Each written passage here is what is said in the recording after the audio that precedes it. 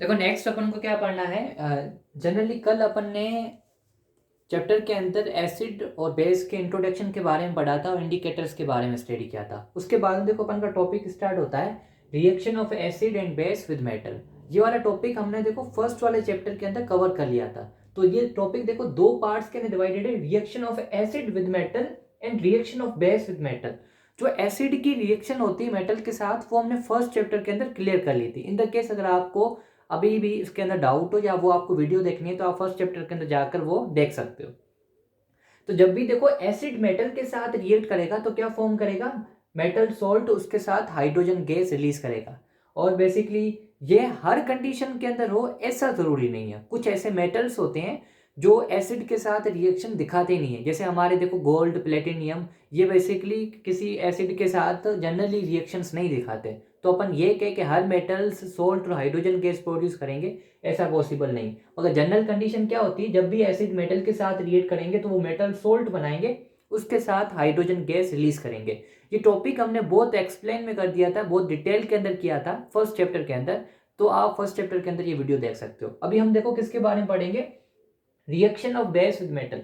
In the case अगर base metal के साथ रिएक्ट करे तो उस कंडीशन के अंदर क्या होगा।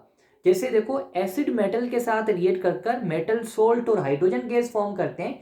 सेम तरीके से कोई भी बेस अगर मेटल के साथ रिएक्ट करता है तो वो क्या फॉर्म करेगा, metal salt along with hydrogen gas. जैसे यहाँ पे हमने एक एग्जांपल उठाया सोडियम हाइड्रोक्साइड, ये एक बेसिक नेचर का होता है। जब ये जिंक मेटल के साथ रिएक्ट करेगा तो क्या फॉर्म करेगा, सोडियम जिंकेट। उसके साथ ये कौन सी गैस रिलीज करेगा, हाइड्रोजन गैस रिलीज करेगा।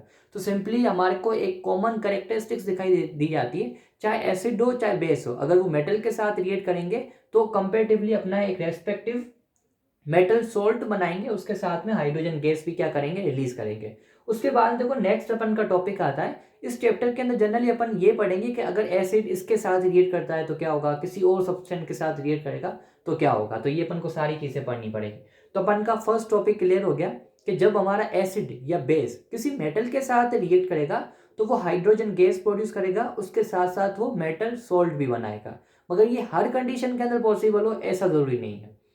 दूसरा देखो क्या है, दूसरी अपन का देखो नेक्स्ट टॉपिक स्टार्ट होता है reaction of metal carbonate and metal hydrogen carbonate with acid. कि अगर हमारे मेटल कार्बोनेट या मेटल हाइड्रोजन कार्बोनेट एसिड के साथ रिएक्ट करे तो क्या होगा। तो सबसे पहले अपन ये समझ लेते हैं कि मेटल कार्बोनेट किसे कहते हैं और मेटल हाइड्रोजन कार्बोनेट किसे कहते हैं। अगर कोई भी आपका मेटल जैसे sodium, potassium, silver, gold, aluminium, कोई भी अगर आपका मेटल है, अगर वो CO3 के साथ ज्वाइन हो जाए, एम का मतलब क्या, कोई मेटल CO3 के साथ ज्वाइन हो जाए तो उससे अपन क्या कहते हैं, मेटल कार्बोनेट कहते हैं। अगर कोई भी आपका मेटल HCO3 के साथ क्या हो जाए, कंबाइन हो जाए, तो उसे अपन क्या कहते हैं, मेटल बाय कार्बोनेट कहते हैं या मेटल हाइड्रोजन कार्बोनेट भी कहते हैं। यहाँ पे देखिए अपन ने देखो क्या लिखा है, यहाँ पे देखो सोडियम अपन का एक मेटल है, किसके साथ कंबाइन हो गया है, CO3 के साथ कंबाइन हो गया है। तो इस वजह से हमने इसका नाम क्या रख दिया, मेटल कार्बोनेट। तो कार्बोनेट टर्म जनरली किसके लिए यूज किया जाता है, CO3 2- के लिए यूज किया जाता है। 2- जनरली उसकी वैलेंसी होती है जो अपन यहाँ पे डिस्कस नहीं करेंगे। तो आपको सिंपली ये लर्न रखना है कि जब भी आपका कोई मेटल CO3 के साथ कंबाइन हो जाए तो उसके लिए आप क्या टर्म यूज करोगे, कार्बोनेट। मेटल का नाम उसके पीछे उसका कार्बोनेट। इस मेटल का नाम क्या है, सोडियम, और CO3 का मतलब क्या, कार्बोनेट। तो हमने क्या रख दिया, सोडियम कार्बोनेट। सेम तरीके से अगर अपन का मेटल HCO3 के साथ कंबाइन होता है तो उसे अपन क्या कहेंगे, मेटल हाइड्रोजन कार्बोनेट या मेटल बाय कार्बोनेट। यहाँ पे देखिए आपका सोडियम एटम बेसिकली किसके साथ कंबाइन हो गया, HCO3 के साथ कंबाइन हो गया। इस कंडीशन के अंदर हम इस कंपाउंड का नाम क्या रखेंगे, सोडियम हाइड्रोजन कार्बोनेट या सोडियम बाय कार्बोनेट। इन दोनों नेम्स में से आपको कोई भी नेम लर्न हो को चल जाएगा। अब हम ये देखना चाहते हैं कि अगर हमारे सोडियम बेसिकली मेटल कार्बोनेट या मेटल हाइड्रोजन कार्बोनेट अगर ये हमारे एसिड के साथ रिएक्ट करते हैं तो क्या होगा। तो जनरली अगर हमारे मेटल कार्बोनेट हो या मेटल हाइड्रोजन कार्बोनेट हो, अगर ये एसिड के साथ रिएक्ट करेंगे तो ये बेसिकली सोल्ट फॉर्म करेंगे और वाटर फॉर्म करेंगे, उसके साथ कार्बन डाइऑक्साइड गैस रिलीज करेंगे। तो हमारे पास ये है कि अगर हमारे मेटल या मेटल बाइकार्बोनेट रिएक्ट करते हैं एसिड के साथ तो हमारे 3 प्रोडक्ट बनेंगे। उसमें से एक प्रोडक्ट होगा सॉल्ट, दूसरा प्रोडक्ट होगा वाटर, और तीसरा प्रोडक्ट क्या होगा, कार्बन डाइऑक्साइड गैस होगा। अपन एग्जांपल लेकर एक देखते हैं। जैसे सबसे पहले अपन मेटल कार्बोनेट का एग्जांपल लेते हैं। जैसे देखो Na2CO3 सोडियम कार्बोनेट कहते हैं जब ये हमारे एसिड यहाँ पे क्या लेते हैं, हाइड्रोक्लोरिक एसिड या HCl लेते हैं। जब ये दोनों एक दूसरे के साथ रिएक्ट करेंगे तो अपन के देखो क्या बनेंगे, हमने क्या कहा, एक सोल्ट बनेगा और उसके साथ क्या बनेगा, वाटर, और उसके साथ कार्बन डाइऑक्साइड गैस रिलीज होगी। यहाँ पे देखो NaCl जिसका नाम क्या, कॉमन सोल्ट या सोडियम क्लोराइड, एक सोल्ट बन गया। उसके साथ में देखो क्या बन रहा है, वाटर, उसके साथ क्या बन रहा है, CO2 मतलब कार्बन डाइऑक्साइड गैस। ये तीन प्रोडक्ट कॉमन प्रोडक्ट है, ये फॉर्म होते हैं जब हमारे मेटल कार्बोनेट एसिड के साथ रिएक्ट करता है। देखो मैंने कंपाउंड के बाद में AQL और G यूज किया है, तो AQL और G बेसिकली क्या बताते हैं, इन प्रोडक्ट की स्टेट के बारे में बताते हैं। जैसे AQ बेसिकली यूज किया है एक्वस के लिए, L यूज किया गया है लिक्विड के लिए, और G यूज किया है गैस के लिए, जो हमने फर्स्ट चैप्टर के अंदर स्टडी किया था। अगर आपको डाउट हो तो आप फर्स्ट चैप्टर की वीडियोस देख सकते हो। नेक्स्ट देखो नेक्स्ट है अपन का metal hydrogen carbonate. In the case अगर हमारा एसिड मेटल हाइड्रोजन कार्बोनेट के साथ रिएक्ट करे तो क्या फॉर्म होगा, हमने तो कहा कि सेम प्रोडक्ट फॉर्म होंगे। चलो आप प्रूव करके बताओ। तो हम क्या करते हैं, सोडियम हाइड्रोजन कार्बोनेट लेते हैं, उसको किसके साथ रिएक्ट करवाते हैं, HCl के साथ। यहाँ पे देखो एक आपको डिफरेंस दिखाई देगा, यहाँ पे हमने क्या लिया था, सोडियम कार्बोनेट लिया था, यहाँ पे हमने क्या लिया, सोडियम हाइड्रोजन कार्बोनेट लिया। तो दोनों कंपाउंड्स क्या है हमारे, अलग अलग है। अगर ये HCl के साथ रिएक्ट करेगा तो ये Na बेसिकली Cl के साथ कंबाइन होकर क्या बना देगा, NaCl बना देगा। और एक ऑक्सीजन CO3 से निकल जाएगा, किस में चेंज हो जाएगी, CO2 गैस में चेंज हो जाएगी। और पीछे क्या बच जाएगा, दो हाइड्रोजन एक ऑक्सीजन, जो दोनों कंबाइन तीनों कंबाइन होकर क्या बना देंगे, वाटर। तो सिंपली हम ये कहें कि जब सोडियम हाइड्रोजन कार्बोनेट किसी एसिड के साथ रिएक्ट करता है तो जनरली अपना सोल्ट बनाएगा। यहाँ पे क्या बन गया है, सोडियम क्लोराइड, उसके साथ वाटर और कार्बन डाइऑक्साइड गैस रिलीज होगी। तो हमारे को यही लर्न रखना है कि चाहे मेटल कार्बोनेट हो चाहे मेटल हाइड्रोजन कार्बोनेट हो, अगर वो एसिड के साथ रिएक्ट करेंगे तो बेसिकली कॉमन प्रोडक्ट फॉर्म करते हैं, सॉल्ट, वाटर और कार्बन डाइऑक्साइड गैस। अभी देखो ये कार्बन डाइऑक्साइड सोल्ट है, अपन यूज कर सकते हैं, वाटर है हम हमारे पर्पज के लिए यूज कर सकते हैं। क्या CO2 गैस किसी पर्पस के लिए यूज की जा सकती है, तो उसका आंसर है यस। CO2 गैस बेसिकली अलग अलग पर्पस के लिए यूज की जा सकती है। तो हम यहाँ पर इसी CO2 गैस से क्या बनाएंगे, कैल्शियम कार्बोनेट बनाएंगे, जिसे अपन क्या कहते हैं, चूना कहते हैं, लाइमस्टोन कहते हैं। तो अपन ये बनाएंगे। कैसे बनता है, जो आपकी इन दोनों प्रोसीजर से कार्बन डाइऑक्साइड गैस निकलती है, इसका देखो हमने डायग्राम मैंने बनाया है, जो इसी वीडियो के अंदर अपन कंटिन्यू करेंगे। तो जैसे अपन के CO2 गैस कैल्शियम हाइड्रोक्साइड के साथ, जिसे अपन क्या कहते हैं, लाइम वाटर भी कहते हैं, ये हमने पहले भी पढ़ लिया है। तो कैल्शियम हाइड्रोक्साइड के साथ अगर ये CO2, इन दोनों में जो गैस निकली है, अगर ये गैस हम किसके साथ पास करवा दें, एक सॉल्यूशन के अंदर पास करवाएं, जिस सॉल्यूशन के अंदर कैल्शियम हाइड्रोक्साइड हो, जिसे हम क्या कहते हैं, कॉमन नेम है इसका लाइम वाटर, तो क्या फॉर्म हो जाएगा, calcium carbonate along with the water. इस कैल्शियम कार्बोनेट बेसिकली क्या होता है, व्हाइट प्रिसिपिटेट होता है। हमने फर्स्ट चैप्टर के अंदर ये क्लियर कर लिया था। प्रिसिपिटेट किसे कहते हैं, ऐसे सब्सटेंस जो वाटर के अंदर डिसोल्व नहीं होते उन्हें हम क्या कहते हैं, प्रिसिपिटेट कहते हैं।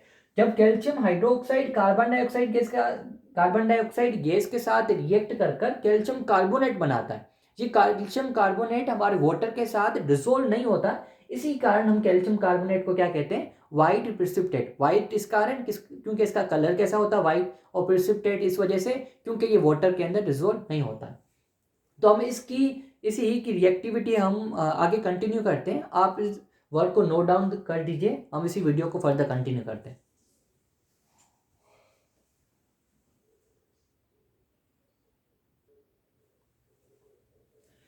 देखो हमने अभी क्या कहा था कि इन द केस जो कार्बन डाइऑक्साइड गैस जो फॉर्म हो रही है, reactivity of the metal carbonate या metal hydrogen carbonate with the acid, अगर उसी कार्बन डाइऑक्साइड गैस को अगर अपन लाइम वाटर या हम कैल्शियम हाइड्रोक्साइड के गैस के साथ पास करवाते हैं, सॉल्यूशन के साथ पास करवाते हैं, तो क्या फॉर्म होता है, कैल्शियम कार्बोनेट, और उसके साथ वाटर फॉर्म होता है। अभी देखो यहाँ पे एक डायग्राम बना हुआ है, उसी डायग्राम के अंदर अपन थोड़ा बहुत समझ लेते हैं। हम एक स्टैंड लेते हैं, उसी के अंदर एक टेस्ट ट्यूब के अंदर अपन क्या डाल देते हैं, HCl डाल देते हैं, और ये डाइल्यूट HCl होगा, और उसके अंदर अपन क्या डाल देते हैं, कुछ बेसिकली ग्रेन्यूल्स डाल देते हैं सोडियम कार्बोनेट के। हमें पता है जब सोडियम कार्बोनेट एसिड के साथ रिएक्ट करेगा तो ये क्या फॉर्म करेगा, बेसिकली NaCl, वाटर और CO2। तो NaCl और वाटर तो बेसिकली इस टेस्ट ट्यूब के अंदर डिसॉल्व फॉर्म के अंदर ही रहेगा, मगर CO2 क्या है, गैस फॉर्म के अंदर फॉर्म होगी। तो ये CO2 गैस जनरली निकलकर टेस्ट ट्यूब से बाहर जा सकती है। तो इसी वजह से अपन क्या करते हैं, इसी टेस्ट ट्यूब को अपन जनरली क्या करेंगे, अपन ऊपर से बंद कर देंगे या कवर दे देंगे। तो जो टेस्ट ट्यूब के ऊपर जो अपन ढक्कन लगाते हैं, कवर लगाते हैं, उसे क्या कहते हैं? कॉर्क कहते हैं। अभी उसी कॉर्क के अंदर बेसिकली एक छोटा सा छेद होता है जिसके अंदर अपन पाइप डाल सकते हैं। क्यों डालते हैं? क्योंकि इस टेस्ट ट्यूब के अंदर ज़्यादा गैस फॉर्म होने के कारण अगर कवर दिया तो ये टेस्ट ट्यूब फट भी सकती है, और हमारे को CO2 गैस किसी और पर्पज़ के लिए चाहिए। इसके कारण हम क्या डाल देते हैं? एक ट्यूब डाल देते हैं, जो जैसे ही CO2 गैस फॉर्म होगी वो सारी की सारी CO2 गैस किसके अंदर ट्रांसफर हो जाएगी? इसी ट्यूब के अंदर ट्रांसफर हो जाएगी, जो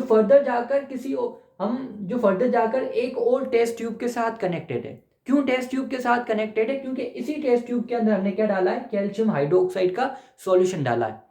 हमने लास्ट में यही कहा कि अगर CO2 गैस जो इन दोनों प्रोसीजर से फॉर्म होती है, अगर वो कैल्शियम हाइड्रोक्साइड के साथ या कैल्शियम हाइड्रोक्साइड सॉल्यूशन के साथ रिएक्ट करेगी तो वो क्या फॉर्म करेगी? उस कंडीशन के अंदर वो कैल्शियम कार्बोनेट फॉर्म करेगी। ठीक है, तो फिर यहाँ पे क्या फॉर्म हो जाएगा? जैसे CO2 gas basically calcium hydroxide की सॉल्यूशन के कांटेक्ट में आएगी और कैल्शियम कार्बोनेट उसके साथ वाटर फॉर्म हो जाएगा। कैल्शियम कार्बोनेट जनरली कैसा होता है? वाइट प्रिसिपिटेट होता है, मतलब वो सोल्यूबल नहीं होगा इस सॉल्यूशन के अंदर, आपको पाउडर फॉर्म के अंदर मिलेगा। इन द केस ये बेसिकली कैल्शियम कार्बोनेट अभी भी क्या है? इसी टेस्ट ट्यूब के अंदर ही प्रेजेंट है। CO2 की अगर अपन कंसंट्रेशन को इंक्रीज कर दे तो उस कंडीशन में क्या होगा? तो यही calcium carbonate high amount of CO2 के अंदर, मतलब ज्यादा कंसंट्रेशन अगर CO2 की हो जाए, और वाटर तो इसी टेस्ट ट्यूब के अंदर बेसिकली प्रेजेंट ही होगा, तो यही calcium carbonate in the axis of CO2 water के साथ रिएक्ट कर क्या फॉर्म कर देगा? कैल्शियम बाइकार्बोनेट फॉर्म कर देगा। ये बेसिकली क्या होता है? वाटर के अंदर सोल्यूबल होता है। देखो बाइकार्बोनेट क्यों कह रहे हैं, जिसे अपन कैल्शियम हाइड्रोजन कार्बोनेट भी कह सकते हैं, क्योंकि यहाँ पे क्या आ गया है? H आ गया है।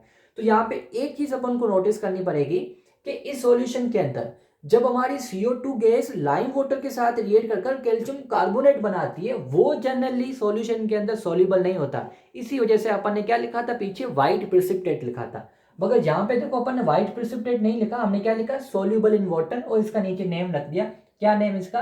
Calcium bicarbonate. तो basically calcium bicarbonate soluble product होता है और कैल्शियम कार्बोनेट इनसॉल्यूबल प्रोडक्ट होता है, इसी वजह से उसे अपन प्रिसिपिटेट कहते हैं।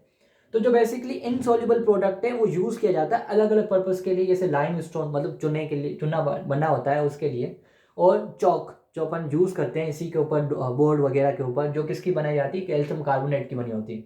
मार्बल ये बेसिकली नेचुरली बने होते हैं, मगर किसके बने होते हैं? कैल्शियम कार्बोनेट के बने होते हैं। ये बेसिकली अलग अलग फॉर्म से कैल्शियम कार्बोनेट के जो नेचर के अंदर पाए जाते हैं। आई होप सो कि आपकी ये पूरी वीडियो आपको अच्छे तरीके से समझ में आ गई होगी। इन द केस अगर कोई भी आपको डाउट है तो आप कमेंट के अंदर मुझे बता सकते हो, मैं आपको आंसर देने की पूरी कोशिश करूँगा। और ये वीडियो को देखो, सब्सक्राइब लाइक कीजिए, चैनल को सब्सक्राइब कीजिए, अपने फ्रेंड्स को शेयर कीजिए और मन लगा के पढ़िए। और नेक्स्ट ईयर के अंदर इन द केस अगर आपके अंदर आप में से कोई बच्चे नीट की तैयारी करना चाहते हैं या डॉक्टर बनना चाहते हैं, तो इसी चैनल के अंदर नेक्स्ट ईयर से अपन नीट की क्लासेस भी चलाएंगे। Good by two all of you.